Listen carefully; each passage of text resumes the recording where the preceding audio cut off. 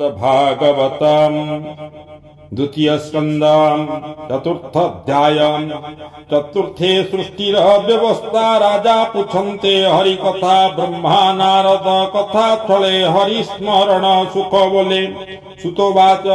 हेमंत सुख वाक्य शुणी आत्मार तत्व मने गुणी कृष्ण विषये दृढ़ मन कल्पिला उत्तरानंदन आत्मा कलत्र सुत गृहे पशु द्रविण बंधु स्नेहे राज्य संपद जेते आसक्त मृदु छाड़िला स्नेहोत्पास तुम्भे जा पचारिल मते कथा राजा दृढ़ चिते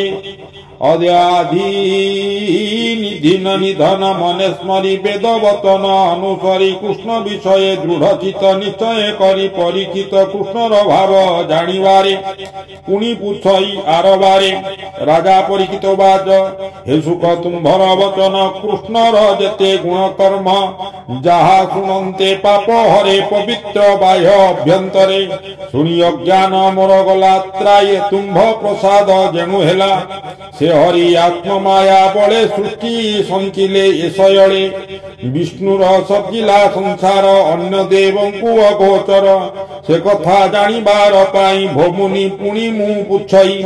से बहु शक्तिमंत हरि परम पुरुष मुरारी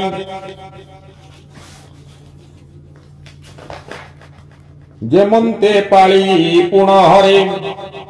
से काले जेबा शक्ति धरे